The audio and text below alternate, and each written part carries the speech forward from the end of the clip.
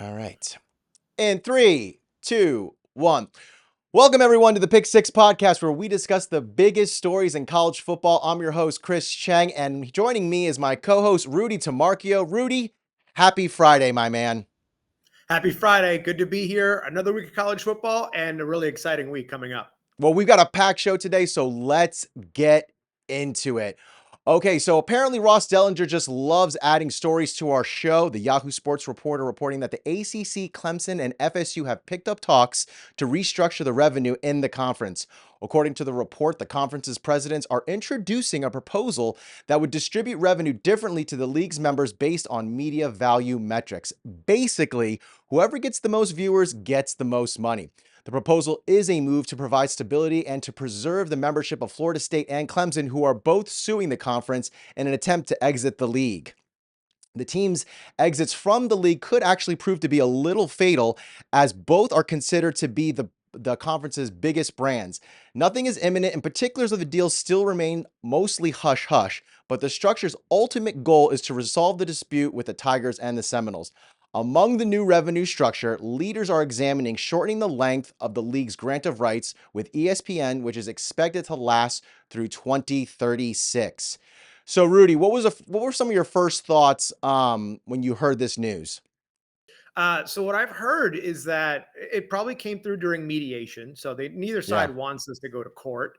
And the piece that's coming through is this is already what was kind of proposed by Clemson and Florida State a couple of years ago before they even went into pursuing legal action as to why are the higher tier schools the ones that are getting all of the attention from the national media getting the same amount of money as a smaller school that really is just there either from legacy or just from having to have a certain number of schools in the conference. From what you just read though about the two largest brands, I would argue that there are a couple of other brands that are just as large in the ACC. So yeah, I think it's a great first step, but it's something that look, we haven't it's something we've seen for a long time, and it's just Yeah. the phrase kicking the can down the road. That's exactly what this is doing. It's kicking the can down the road and saying we'll keep you happy for the meantime, but the status of college football with conferences is so volatile as it is that really people aren't what status quo now is not going to be status quo in a year from now, and what status quo today wasn't status quo 2 years ago. So That's true. I don't think it's much of a difference other than just trying to stop the bleeding and the PR nightmare that they're having right now. Yeah, so just to kind of give a background for some of our casual viewers, because this is a little inside baseball or inside college football. Let's look at it like this. So you have these two major big brands called the SEC and the Big Ten, right? And they're getting tons of money from Fox and ESPN, respectively, right?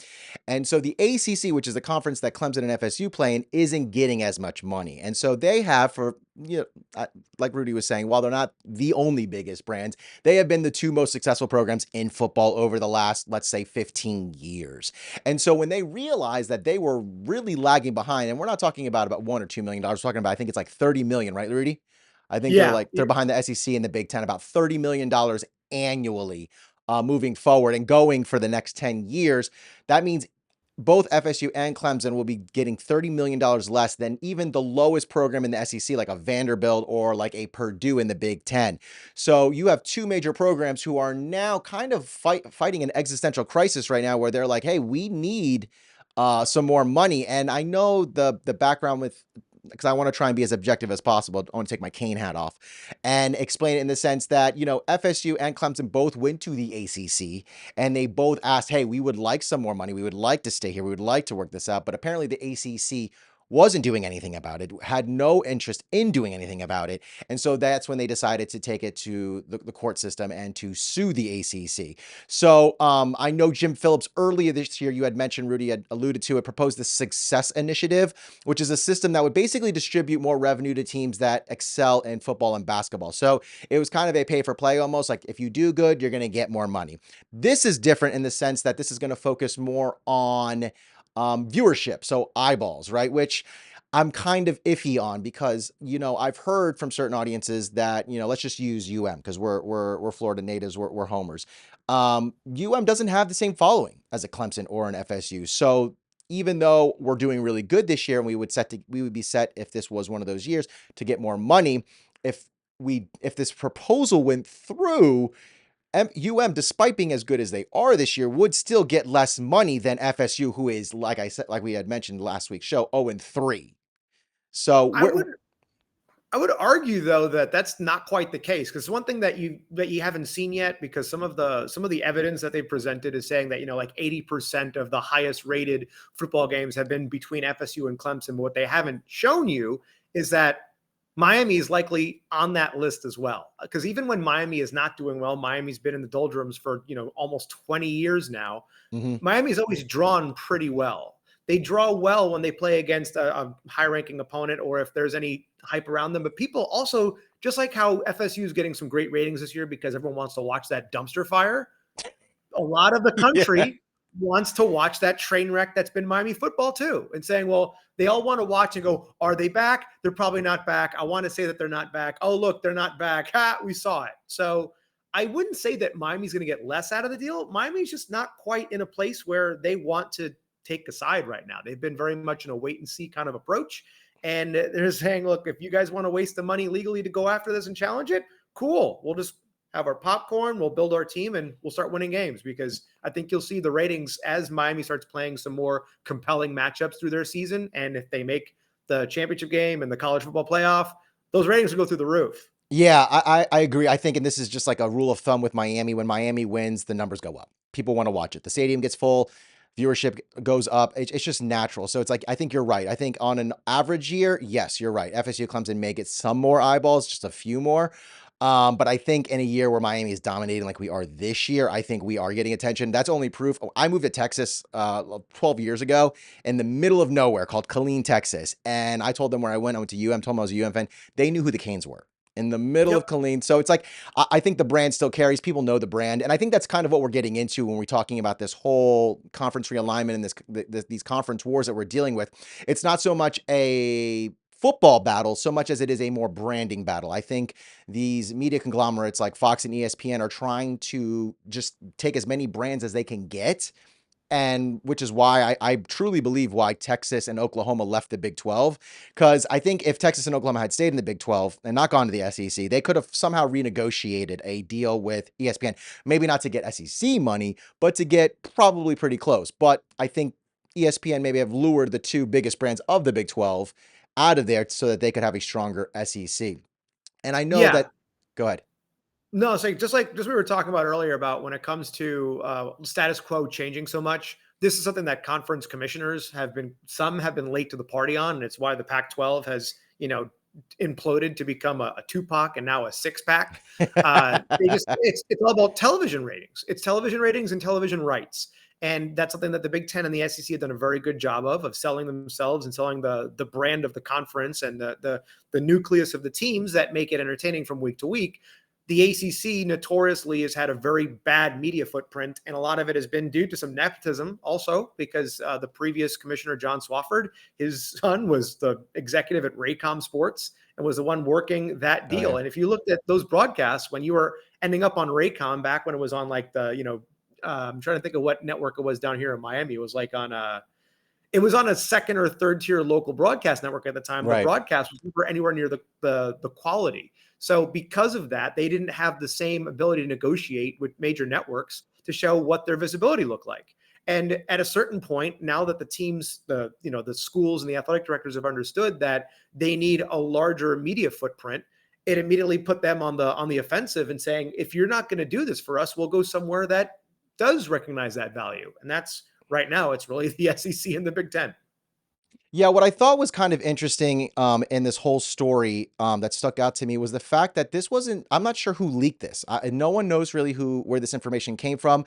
The article that Ross Dellinger wrote mentioned that it was school presidents met last week, and then they met again this Tuesday to kind of discuss this deal in specificity, which is interesting to me because I almost wonder if it was kind of like Clemson and FSU also kind of like throwing some breadcrumbs out there saying, hey, like if we can kind of come to terms with something because we're kind of on a down year this year, not to say that a down year is going to impact it, but I think they also realize that they're kind of losing that chip. And then on top of that, they also saw that the SEC and the Big Ten during their media days this past summer did not seem to have much interest. There were several Big Ten spokespeople who wanted to remain anonymous, but that were at those meetings that said, we have zero interest in FSU or Clemson joining us because of the way they're handling the situation, Rudy. So who do you think leaked this? And how do you think some of the small schools feel in the ACC? Well, you mentioned that the university presidents met again on Tuesday. Now I know why Joe Echeverria wasn't at the Citizens Board meeting for UM on Tuesday. So that's good info to have. Who do I Yeah. think leaked it? It's a PR battle at this point. So I think some speculate that it was the ACC that did this. Some think it was a third party school that's not involved in the suit. I don't think it really benefits anybody to let them know what the terms are until everything's fully agreed to. So I would probably say it's within the lines of Tallahassee and Clemson, because they've had a lot of stakeholders weighing their opinions throughout this entire process, even before Florida State filed the first suit. So I would think it probably comes from that camp, because they're trying to make it look like the ACC is capitulating a little bit without damaging their standpoint right now of saying, well, we're a stronger brand on our own to go to another conference. Like Right. you said, there's been no interest from the Big Ten in terms of bringing in Florida State or Clemson. And let's go back to what I was kind of saying earlier about status quos. Again, we've already talked about this with media rights. Let's talk about it with the schools too, because Florida State, I believe, joined the ACC in like 1992, 1993. They started because the ACC back then was primarily a basketball conference. That was back when Maryland was still there before they moved to the Big Ten. Duke, North Carolina, Wake Forest, Tobacco Road, like that was all basketball. Florida State being the one football power coming in from an independent, just like how Miami joined the Big East as an independent back in 1992, I believe it was, or 91. They were the top dog in the conference for the better part of 20 years. Yeah. 15, 20 years. It wasn't until Florida State helped negotiate to bring Miami, Virginia Tech, Pittsburgh, Boston College into the ACC to make it more competitive. And Clemson at that point in time was a middle of the road football program. They had won one national championship in 1980, but we always heard the adage of pulling a Clemson, which is, looking like you're going to do pretty well and just completely blow it towards the end of the game or during the season for what the expectations were. So Pulling a Clemson, let's right? so let's not look at this as, these are two brands that have been the overall powerhouses historically in the ACC over time. It's been Florida State, yes, but Yeah. they're a football brand. You don't really know them for anything else. You can argue baseball, but for all of their appearances in the College World Series, I think the only program that's had more College World Series appearances in Florida State is Miami. Florida State hasn't won a national championship in baseball Yeah. over those And, years. and So let's not even joke or like kid ourselves. We know this is about football. They can insert basketball, they can insert whatever other sports they want to insert. This is a strictly football decision. This 1/3 of almost every single athletic department is contingent upon their football revenue. It doesn't. I mean, I don't care how good their basketball program is. Most programs, their athletic department is 1/3 supported by their football program. So this is a football matter, and to me, when people bring up, oh, what about baseball? What about basketball? I'm like, that's great. I mean, further proof of why we need to just separate college football from the rest of college sports. It's its own animal. It's its own beast. It's a completely different game than everything else. Something else that Ross had mentioned in the story too was a shortening. There was another part of the proposal that talked about shortening from 2036 to maybe 2030, but basically renegotiating that grant of rights in 2027. Do you think, Rudy, that this could possibly be FSU's way of getting out without having to pay that hefty fee, knowing, hey, we'll make this grant of rights deal with you, we'll agree to this proposal to stay for the next, let's say, 6 years, maybe 4 years, and then hey SEC, how you doing? Like, like it's I certainly don't know, possible. because I think FSU kind of saw that like no one really wanted them this summer. They're probably looking at a $500 million with a B exit fee to get out of the ACC. And they're like, listen, some money's better than no money. All I do know is I think ESPN is going to need to cough up some money before Fox and the Big Ten try and take them in the next decade or so. Yeah, I don't see I see that I don't see where the landscape is going to be the same in a couple of years anyway. So sure, it's a way of kind of shortening the exit strategy of saying, well, we have better options when we get out there, but we don't know what the conference system is going to look like as the college football playoff continues to expand. Because just like we spoke about in last episode, um, the model is probably going to change again. Even though we have a 12-team playoff for now, Yep. I don't believe the large super conference system, the way that it exists now, is going to be sustainable for all of those brands. Because as much as it seems like the grass is greener right now with all of these premier programs all in one place, just like we spoke about last week, not all of those teams can have winning records every year. Some of Yeah. those teams are going to go 500. Some of those teams are going to have losing records.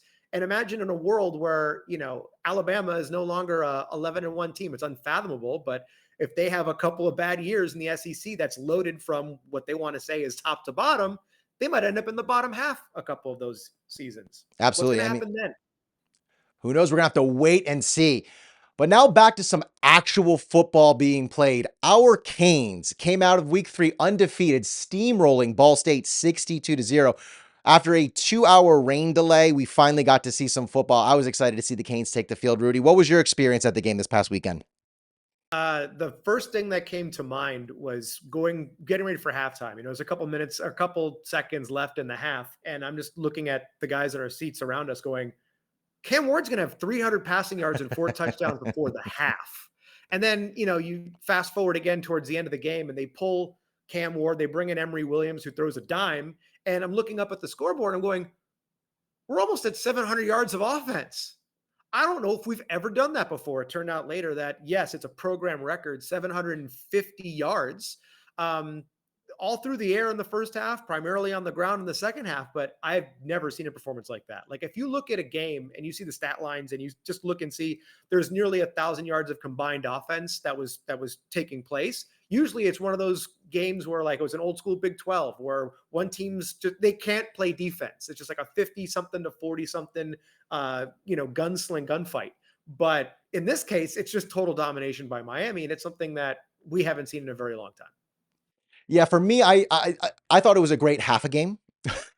All things considered, this thing was over by halftime.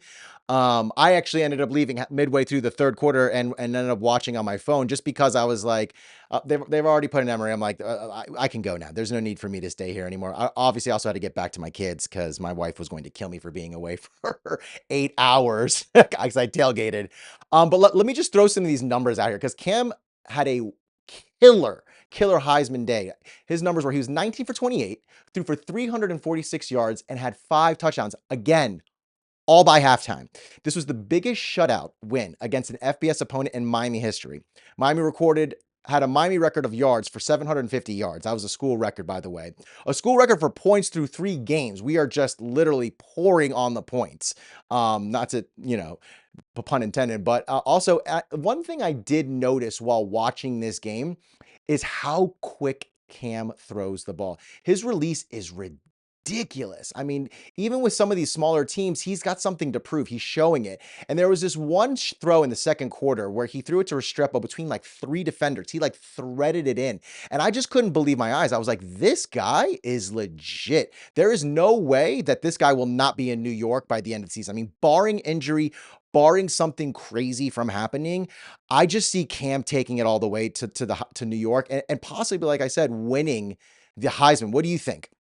Yeah, the number one difference in our offense from last year to this year is the ability to identify pre-snap coverage and Yeah. just know where he wants to go with the ball. He's very decisive, and you've seen his mentality and his mindset. He's preparing for every single game as if it's the first game of the year, as if it's the only opponent he's going to see. So he goes in being very well prepared and knowing this is how I need to run my offense. And it may look a little one-sided at times, but towards the end of the game, everybody gets a share of the ball. It's being very well distributed. And honestly, he's taking what the defense gives him because a lot of the criticism is saying, oh, well, Miami only had, 20 something rushing yards in the first half.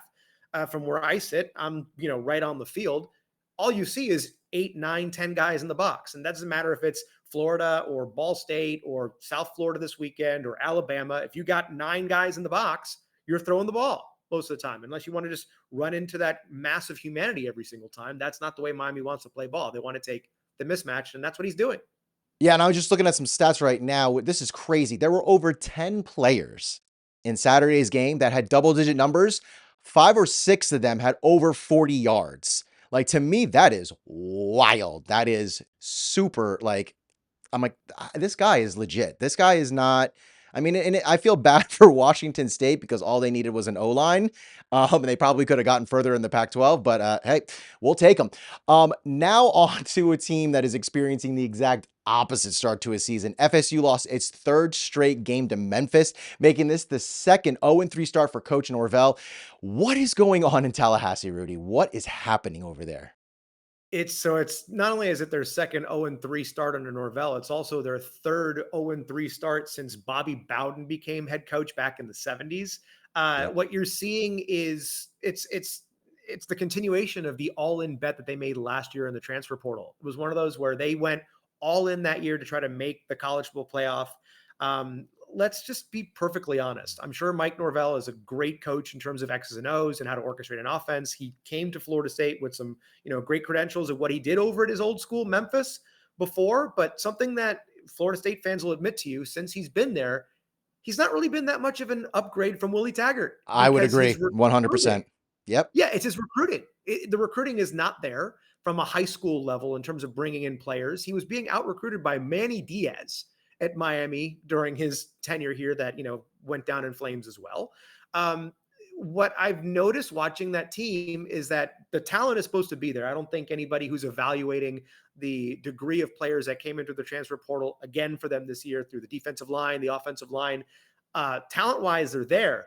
There's just a lack of motivation and there's a lack of continuity that program has now because they've become so portal dependent Yeah. that you're putting yourself in this very high risk, high reward kind of a situation where they might go undefeated in a regular season, but then when all that talent leaves to go to the NFL, who's there? There's not a culture that's being Yeah. built, and frankly, that team is not very motivated. People have Yeah. learned. You can watch him on the sidelines. He always does this little chest thumping thing about having heart, having pride, and just look at the players' eyes when he does that. Do they look like they're bought in?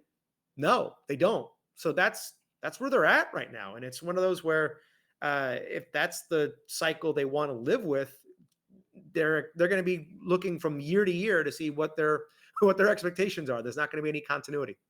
Yeah, you had mentioned a key word, culture. I think there is a major culture issue in Tallahassee right now. We're going to talk about another team I think has also a culture issue and a very similar situation that the Canes had, but we were dealing with this for about a decade, where there were guys I felt like in the locker room who just kind of gave up after halftime or after a loss. We would lose to a team and we would have before that game, we would have great promises of a good season. And then we would just poop the bed, in the end. And I mentioned earlier, this is the second time Norvell has gone 0-3, the last time in 2021.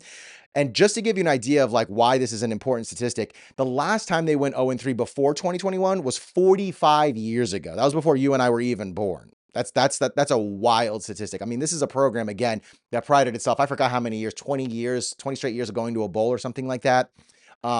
It's again, I hate FSU. I cannot stand them, but they are our rival. And when they are good, we look better when we beat them. And so just seeing FSU in the state is horrendous. DJU needs to get benched this weekend.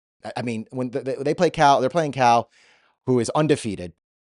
I think at this point, you have to cut your losses. You have to understand that DJU isn't it. You made the mistake. You take the L. You write it off in your taxes, FSU, and just say, we'll take that NIL loss. And I think the offense, basically, when I watch this offense, it looks like an offense that's designed for a backup quarterback. And they're just hoping that that person can manage the game. And DJU isn't a backup quarterback. He's a starter. I mean, talent-wise, is he a starter? Absolutely not. But he is their starter. If they were starting one of their younger freshman quarterbacks, I would understand the offense looking as bland baked potato as it looks right now. But this offense is terrible. This offense is boring. It's dink and dunk. It's not going anywhere.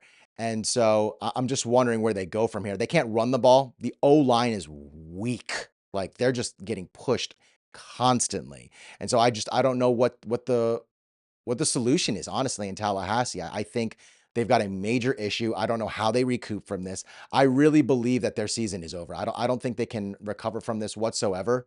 Who do they beat? Like Rudy, Yeah. who can FSU beat this year? Like The who do you one the really? one scary thing, I say this kind of jokingly because this Miami team is very different. But if you look back at that 2021 year when Florida State started 0-3, they ended up beating Miami. That was one of their signature wins of of that season. It was That is also a true. huge embarrassment for Miami because they had blown Florida State out so terribly the year before. But in terms of trying to turn their year around, you already know from hearing the press this week that Mike Norvell has come out and said, DJ Uiagalelei is their starter again this week. I don't want to blame him so much in the sense of you knew there's enough sample set. There's enough data on DJU from his years of what it takes to make him a successful quarterback in a certain system like they did at Oregon State. They knew what his shortcomings were at Clemson. This is a talent evaluation standpoint, again, of saying, you couldn't find a guy in the portal to make it work. So what happened? Cam Ward was number 1 on their board, just like Miami was. And when Cam Ward first went to the NFL, then decided to come back and go to Miami, they treated DJU as if they had won the sweepstakes themselves. It was I think they really realistically knew. I think they knew they were out of the Cam Ward sweepstakes. I think they knew. I mean, I've heard this from multiple sources that saying that FSU's collective is not on par with Miami's. So when you get into a bidding war with Miami, you're going to lose. And I think they had kind of understood that, which is why they went with DJU, because remember, they went with DJU, like you said, after Cam had already decided to go to the NFL. No one knew Cam was going to come to Miami. I mean, I don't even think Mario Cristobal, honestly, if you were to talk to him, he would tell you, yeah, I thought he was going to come to here. But I think the DJU thing, I think the point you're making is valid, but I also wonder, you also have to understand your O-line. You also have to understand your running backs who are not performing to their potential at this year. And what about their playmakers on the outside? The wide receivers. What are they doing? Because to me, if I was a wide receiver for FSU right now, I would be heated because, I mean, even whether I'm a 3-star or a 5-star, you need someone back there to throw you the ball. You know what I mean? Give me the opportunity to go up and make the catch. You know what I mean? Don't give me these dink and dunks that are only going to give me -1, maybe, or less than 5 yards. You know what I mean? I would say anywhere from -1 or 2 yards to 5 yards is the best any FSU receiver is getting on an average play, But anyways, enough of that. Let's go on to another dumpster fire that is occurring right now, just down the road from Tallahassee. Rudy, Billy Napier's seat is getting hotter every second of the day. The Gators got ran over by Texas A&M. What stood out to you in this game? I know there's probably a lot. Yeah, first thing that looks from a Miami perspective is, how much did we expose Florida, or how much of it is just Florida's talent is not quite there in terms of what their motivation is as well. As we are underway here in Gainesville, and you heard the news from Mike Elko. Connor Wigman dealing with the shoulder injury. Marcel Reed comes out here to their own 14-yard line. Empty set, delayed blitz. He steps up. This is what he can do very well as Reed cuts it to the outside, and an explosive play. And you mentioned the legs of Marcel Reed, Jesse. I don't know. Reed on 3rd and 10. Crossing route is complete. It's Moose Muhammad for a first down, and what a nice job by the young Marcel Reed. They go with the jet motion as coming around, making the first man miss, and Noah Thomas with the carry. Reed, pressure came straight up the middle, and he throws back against the grain and gets it complete to Trey Watson. What a start to the game for Marcel Reed, the backup quarterback. Daniels is in the slot, and now he comes in motion. Reed back to pass, pressured right away. They set up the screen, and heading in is Barber. Touchdown, Aggies. A flag is down. We'll have to check on that. After the catch, block in the back, offense number 17. 10-yard penalty. 3rd down and 19 as they wipe off the touchdown. They're highlighting Reed goes over the middle, gets it complete, back to the 12-yard line to Cyrus Allen. That's some of their institutional problems they're having. Good operation and straight through. Lightning in the safety zone radius. So by TV production rule, we're going to pull some of our what they term the unsafe camera operators in their position. So we'll have limited cameras, but give you the best that we can, determining how this storm system moves as Le'Veon Moss moves straight ahead. and keeps on trucking along. Look at this extra effort by Le'Veon Moss. 2 of 3 on 3rd down for A&M. 3rd and 8. Reed goes shallow underneath. Daniels turns the corner past midfield, and here come the Aggies again. 3rd and 5. Reed. They go inside, but it's gobbled up right away. Cyrus Allen never had a chance. Here we go. 4th down. Reed with time's going to go more than 5, and it comes up empty, but a flag rains in. Holding. Defense number 3. 10-yard penalty. Automatic first down. I think at the top of the screen you saw it there. Sharif Denson thought that he was going to go outside after he broke up the field. 2nd down. Reed. Plenty of time to look for an option. And into the end zone. The guy they call Thor. Theo. Mullen. Orstrom. The big Swede. Next segment, but I mean, just focusing in on the defense couldn't hold it. I mean, there were missed tackles. Great job of Reed finding his target here. Just going to be running down the seam. There are 3 Gator defenders, and nobody covers him.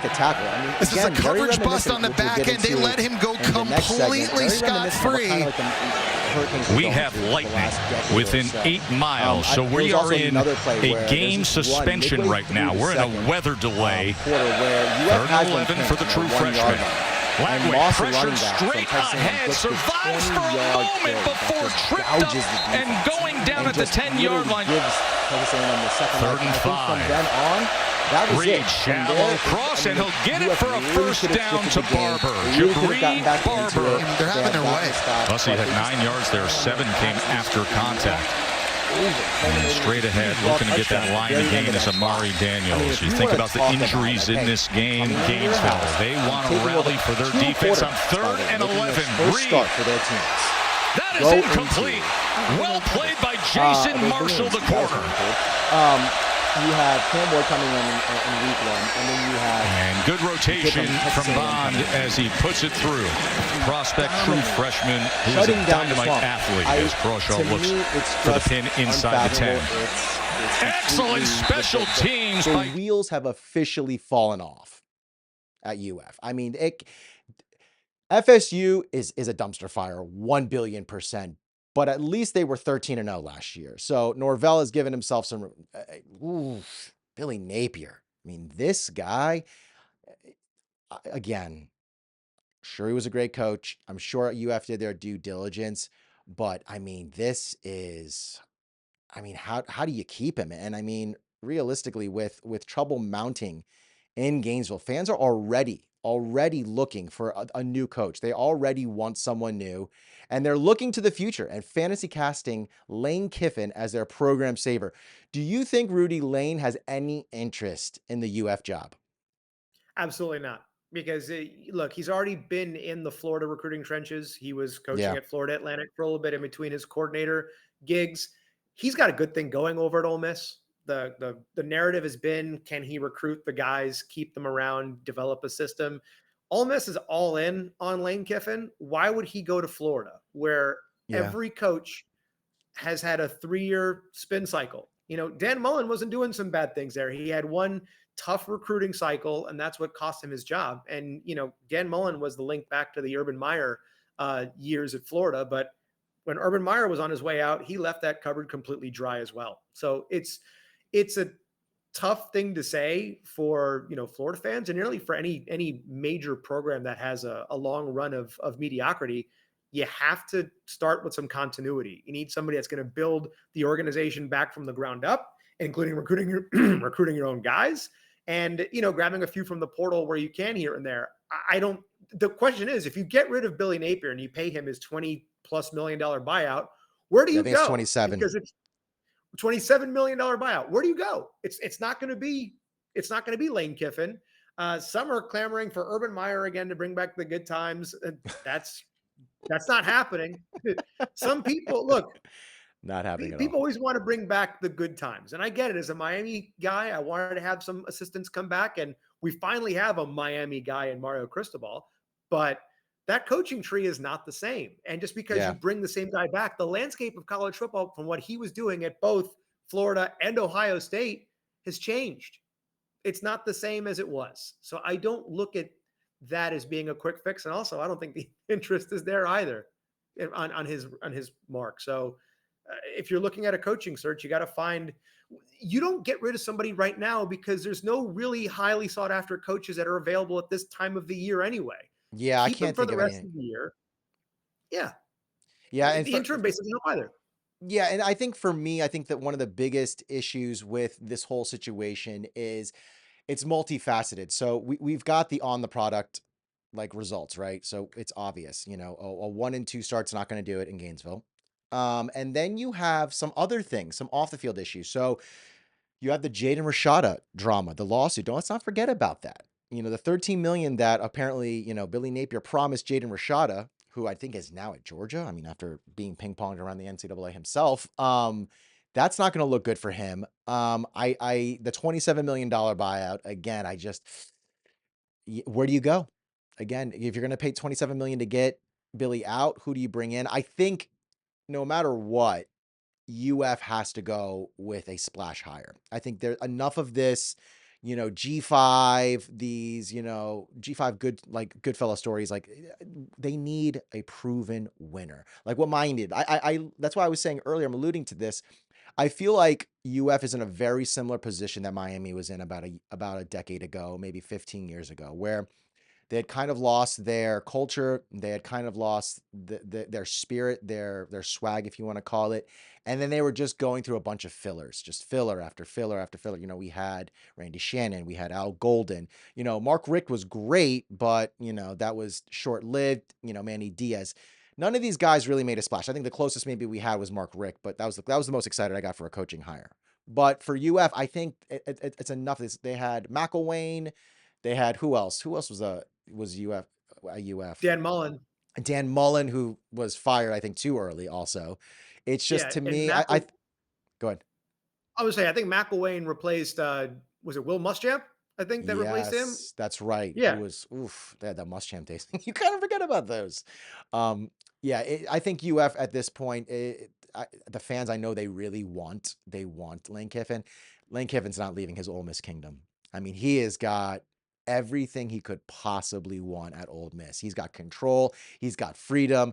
I mean, you saw it. I'm not sure if you guys were watching. If you watched down that video, this guy is walking around like he owns the place, like he is the school president. So I just realistically can't imagine Lane Kiffin going. I know that's who they want. I think the Urban Meyer thing is hysterical. Not just for Urban Meyer coming back, but I just don't think Urban Meyer would survive. I don't think he would have the success in today's college football like he did back in the day. It's just he didn't do well in the NFL. He was a complete dumpster fire himself in Jacksonville. And basically, college football today is the NFL. When you have NIL and transfer portal, you have free agency basically, and you have transfers. Urban Meyer would never work out for UF. But despite today's show having a Florida focus so far, there was some football being played around the country. We got to talk about week 3 recaps, Rudy. Rudy, what were some of the games that you watched or that caught your eye in week 3? Oh my God. So I want to give a little bit of love back to the Tupac first, just because, you know, they're not really getting talked about very much, but, you know, Washington State winning the Apple Cup, I think was a pleasant surprise for everybody. Win. It's revenge. It's a great game for, you know, Washington leaving. They did it in Washington's own backyard. It was a neutral site because they were playing at the home of the Seahawks instead of, you know, playing at Husky Stadium, but huge win for them there. And I think something that we've touched on, you know, off air a little bit in terms of our other compelling matchups, talking about like Georgia and Kentucky and South Carolina and LSU. And even it happened at the Miami game. I've got the replay playing behind me with Ball State. There was just this overabundance of roughing the passer penalties that came across the country. And that's really what caught our attention really more than anything else. Great matchups, but a lot of a similar theme happening in terms of how the game was being called.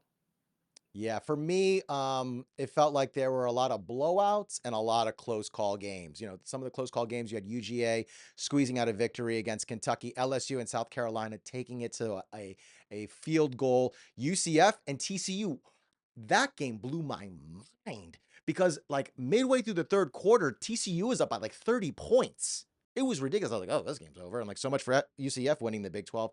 And then I wake up the next morning and I look at the score and I look at the highlights and I'm like, oh my God, this was actually a great game. And then while we were in the rain delay, another sneaky win, another great comeback was that backyard brawl. That was that was one for the books with 32 seconds left, Pitt driving down the field, scoring. I mean, that was an incredible game. I mean, which it's nice to see some of these old school rivalry games like the backyard brawl with Pitt and West Virginia, having, some life in it, because you would look at a West Virginia team, these Mountaineers, they haven't been relevant in No.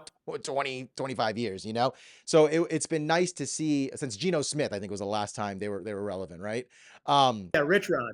Yeah. Rich Rod in the group over there. Rich Rodriguez, Yeah. the head coach of West Virginia. Because look, there was that Dana Holgorsen era for a little bit that everyone thought was going to be really special, and it never really turned out to be anything. It was West Virginia's last couple of years in the Big East when, like, it was such an anomaly because it was like a 4-week span where West Virginia, South Florida, the Bulls, and I think and Rutgers were all like ranked somehow in the top 10 because they just all had beaten each other. And it was a wild year. That was a wild year. Yeah, the Pitt quarterback looked like a stud, to be honest with you. He was 21 for 30, 301 yards, 3 touchdowns. I mean, this guy is looking legit, and I think this is something Pitt really needs. Pitt hasn't had a quarterback in God knows how many years. I can't even remember. So it's going 20. Yeah. But Kenny Pickett's the last one.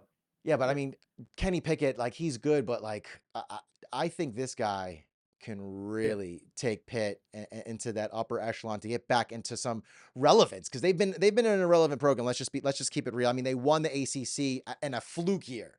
Like I think it was 2017, fluke year that they won that year. And I think that was also because like we were taken out of it because it's like some sort of like violation, and it was a really weird year either way. But then we also had some of these blowouts. I thought Texas with Arch Manning looked incredible. I mean, Arch was doing things that Mannings aren't supposed to do, like that 65-yard run. Like, I was just like, did Tyreek Hill possess Arch Manning? And just like, have you seen that stat? Like, have you seen that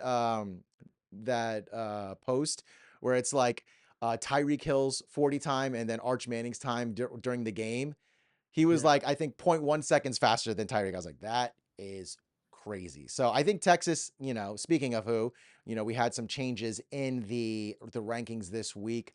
After week 3, we saw a new number 1, which was Texas. Despite winning, UGA did fall to number 2. The rankings for week 4 are out. Texas, like I said, jumped to number 1. Miami jumps 2 spots to number 8.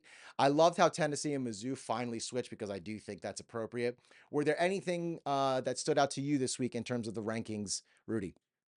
No, I mean, it's a good time to see the switches happen because now they're going on a game-by-game basis and just watching how they perform. Because, I mean, obviously Texas played, UT San Antonio, so it wasn't like they were playing a huge opponent. Arch Manning did the things that I would expect a really highly touted quarterback to do against lesser competition. It's kind of like how we, talk about Cam Ward stats against Ball State. We expect them to do these kind of things. Yeah. I think Georgia falling to 2 was warranted because something that Georgia did in that win against Kentucky, they kind of looked like Alabama's offense pre-Tua Tagovailoa back in the day of just heavy run. It was like an older style of SEC ball where everybody was just lining 10, 11 in the box and just saying, let's just pound it out and see what happens.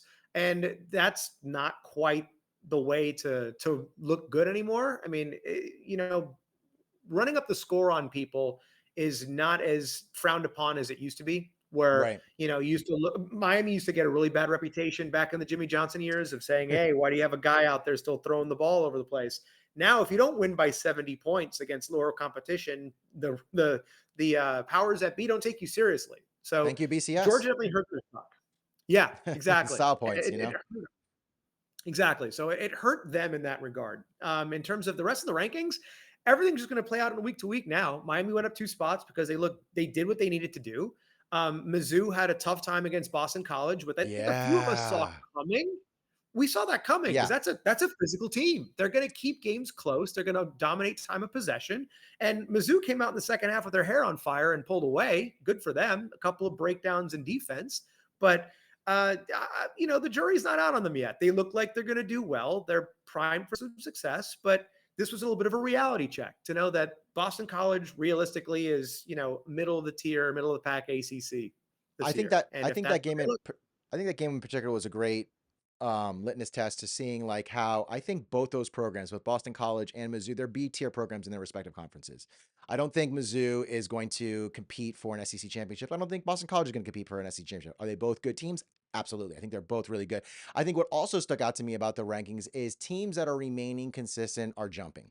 So Miami jumps 2 spots, Tennessee switches with Mizzou. I think we're seeing teams that are remaining consistent, whether they're playing, a good team or they're playing a G5 team or an FCS team, they're just laying on points. Like Tennessee and Miami are the dark horses in their conference. I mean, not anymore Miami because we've seen what happened with FSU and Clemson. But if you were to go back at the beginning, week 0 preseason, if I told you, hey, Tennessee and Miami are going to be the teams most likely or that are trending up in week 4 as they top programs in their respective conferences, you probably would have laughed at me. I think Georgia having that iffy game against Kentucky, every team's allowed that. It's expected, especially now with the 12-team playoff. We know there's going to be teams that are going to have off weeks, that are going to have weeks where they're going to rest players. They're going to have weeks where they maybe even lose a game or two, but still make it in. But it is nice to see in these weekly rankings that they are rewarding teams that are remaining consistent. So now, before we wrap things up for today, what are your week 4 predictions or things you want to watch out for this weekend, Rudy? There are so many games to watch this week. Yeah. Like, I have my list and it's just everything has a compelling matchup. Like, I'll run through a couple of these pretty quickly, but Illinois and Nebraska play at 8 p.m. on Fox. That's going to be a huge matchup because everyone thinks Nebraska's back. Illinois look pretty good. NC State and Clemson are playing this afternoon. USC at the Big House, Michigan. That's a huge matchup. I'm actually interested to see what UCLA does at LSU because UCLA looks god awful this year, and LSU has something to prove after squeaking by South Carolina. Georgia Tech goes to Louisville, and some people are picking the Yellow Jackets to pull that one off. Utah and Oklahoma State, Tennessee and Oklahoma. When you talk about Josh Heupel and that Tennessee offense and what happened to Josh Heupel, are people old enough to remember Josh Heupel? Because the one of the BCS controversies that Miami always loves to talk about as Canes fans is that we got left out of that 2000 national championship game. Florida State got put in their place. And who was the quarterback for Oklahoma that shut the Noles down? Josh Heupel. That 100-pound thinner Josh Heupel, because I didn't even recognize Josh Heupel. 200 pounds. Yeah. Every time I watch Tennessee run a shovel pass, I'm thinking, oh, well, I know where they got that from because that was about 99% of Oklahoma's offense that year. And just the fire that's under Josh Heupel to go into his old, college town where he was a hero and then ended up getting fired by the coach that recruited him, two, the coach that had him on his staff for a long time, Bob Stoops. He's out for blood. So I think it could get ugly in Norman for the Sooners. Yeah, that Oklahoma SEC opener against Tennessee was one I had on. I want to see if Tennessee and Nico Imaliava are legit. I also love the storyline. Like we said, you have two programs who could possibly be going in complete opposite directions. Tennessee ascending. You have Oklahoma entering the SEC and could be shown a very cold welcome, not a warm welcome to the SEC. Brent Venables really needs to get his team together. I think it's his second season, so hopefully he can, prove to the Sooner Nation that, he's legit. He's there to help get them back to prominence. But I think it'll be a really big game for both teams. Obviously, USF. I don't think it's going to be as close as people think. Miami is 5-1 against USF. The average margin of victory is about 16.5 points, but it's realistically more like 20.5 points because there was this random game, I believe, in like 2011 that was like 6-3, which throws down the number. Yeah, back in 2011. So we always play good in Tampa. We blow them out. Like I said, the one time we've ever lost them was here in Miami during a random Randy Shannon year, 2010, which we won't talk about. But yeah, I think it's going to be another great win. My hope is Cam shines. We can rest him by halftime like we did Ball State. Keep him fresh, keep his arm fresh, get Emory back out there, get his arm going, get him some reps in the game, and let some of these other players shine so that a lot of these recruits, because I think what a lot of people forget in these games, it's not just the W's and the stats. It's really showing how future recruits can play a part in the program, right? And when recruits see, a lot of players getting the ball. Like I mentioned earlier in the show with the Ball State stats, with over 10 players getting 10 receivers getting double-digit yards. I mean, he's spreading the ball out, Cam. So I would love to see that. Another game I'm looking at is NC State versus Clemson. I mean, I think this is going to probably determine who will be the ACC favorite that's not named Miami. I think realistically, at NC State, there were high hopes at the beginning of the season with their defense, but now they're starting this freshman quarterback, and it's going to be his first time. Clemson obviously has something to prove. They really haven't played anyone except for Georgia, which they got blown out.